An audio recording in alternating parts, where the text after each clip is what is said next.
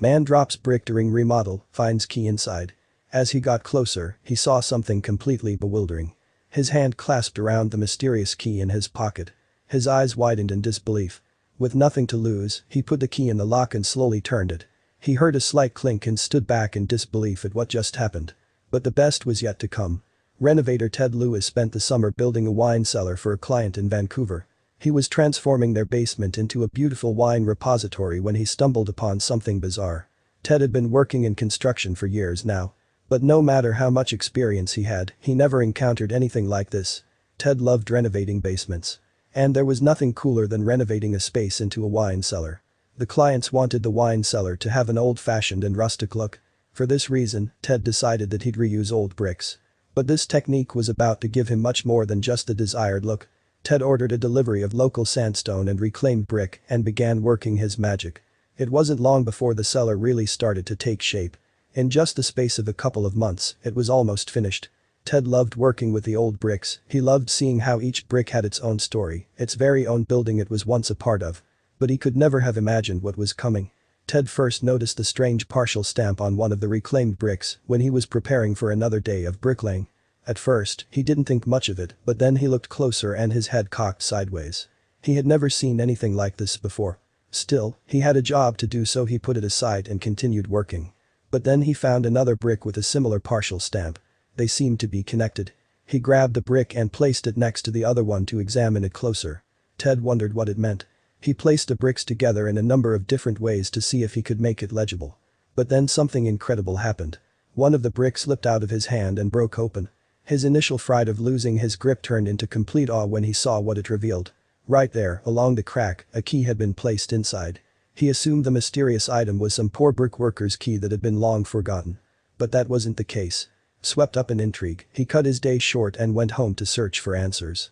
His first task to solve this mystery was to understand what the symbols meant. I did some research to find out where and when these bricks came from, Ted recalled. He discovered that the bricks were made by an old brick company in Vancouver, which shut down in 1938.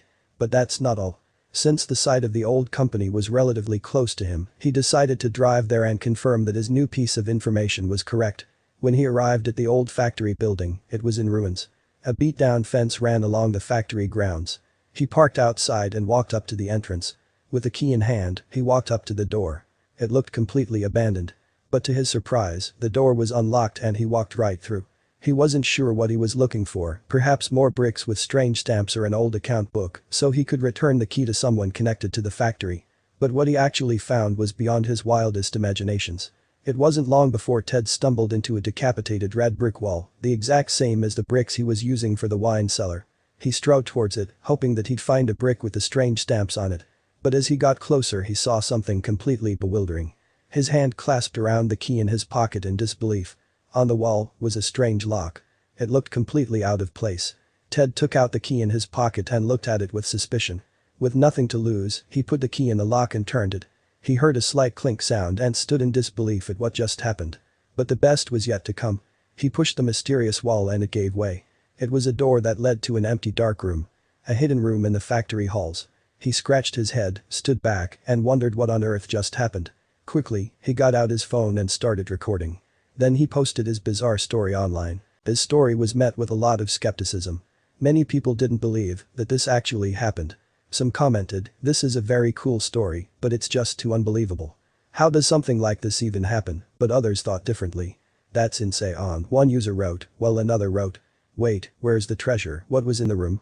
Unfortunately, Ted didn't find anything but dust and bugs in the mysterious hidden room. He reckoned that whatever this room was used for was cleared out a long time ago. Ted never found any account books, so he could try to return the key to someone more connected to the factory. But for now, he's happy just to have this wild story.